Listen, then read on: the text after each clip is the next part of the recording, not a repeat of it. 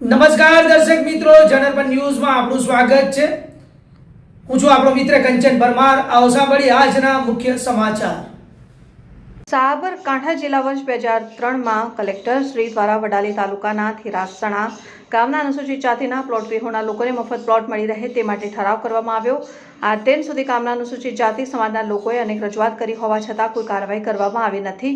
આ survey number 273 પૈકી નવો સર્વે નંબર 264 પર ગામના કેટલાક અસામાજિક તત્વો દ્વારા દબાણ કરવામાં આવી રહ્યું છે, જેને લઈને થીરાસણા ગામના અનુસૂચિત જાતિના લોકો દ્વારા ગામના સરપંચને તલાટી કમ મંત્રી સહિત લાગતા વળગતા અધિકારીઓને રજૂઆત કરી હોવા છતાં કોઈ કાર્યવાહી કરવામાં આવી નથી, જેને લઈને ભીમ આર્મી સાબરકાંઠા દ્વારા તાત્કાલિક ધોરણે દબાણ હટાવવામાં આવે અને આ દબાણ કરનારા સામાજિક તત્વો સામે કાયદેસરની કાર્યવાહી કરવામાં આવે તેવી માંગ સાથે 16મી માર્ચ 2026ને સોમવારના રોજ સવારે 11 કલાકે મામલતદાર કચેરી વડાલી અને બપોરે 1 વાગ્યે પ્રાંત કચેરી ઈડર ખાતે આવેદનપત્ર આપીને રજૂઆત કરવાની હોવાથી તમામ અનુસૂચિત જાતિના લોકોને ભીમ આર્મી સાબરકાંઠાના કાર્યકર્તાઓ પદાધિકારીઓ મોટી સંખ્યામાં આવેદનપત્ર આપવામાં આવ્યું હતું। જય ભીમ, જય મંડલ, જય જોહાર, જય સંવિધાન, જય ભારત। હું આપનો મિત્ર એડવોકેટ રાહુલ બૌદ્ધ, સાબરકાંઠા જિલ્લા અધ્યક્ષ ભીમ આર્મી।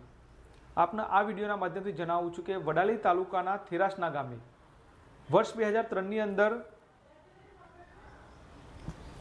માનનીય કલેક્ટરશ્રી દ્વારા સર્વે નંબર 273 પૈકીવાળી ગામતળની નીમ થયેલી જમીન પર અનુસૂચિત જાતિના પ્લોટ વિહોણા લોકોને મફત પ્લોટની ફાળવણી માટે ઠરાવ કરવામાં આવ્યો હતો, પણ તે ઠરાવનો આજ દિન સુધી અમલ કરવામાં આવ્યો નથી।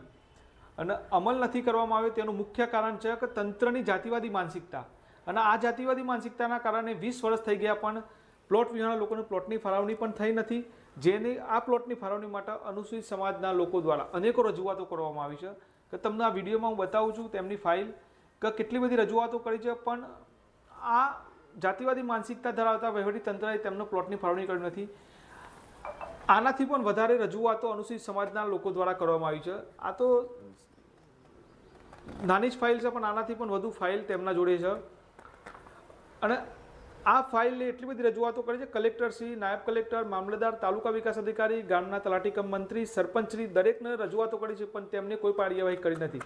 અને સર્વે નંબર 273 પૈકી નવો સર્વે નંબર 264 ઉપર ગામના કેટલાક અસામાજિક તત્વો દ્વારા દબાણ કરવામાં આવ્યું છે। આ દબાણને લઈને પણ ગામના અનુસૂચિત જાતિ સમાજના લોકોએ ગામના સરપંચ, તલાટી કમ મંત્રી અને લાગતા વળગતા અધિકારીઓને પણ રજૂઆત કરી છે, પણ આ અધિકારીઓના પેટનું પાણી હલ્યું નથી।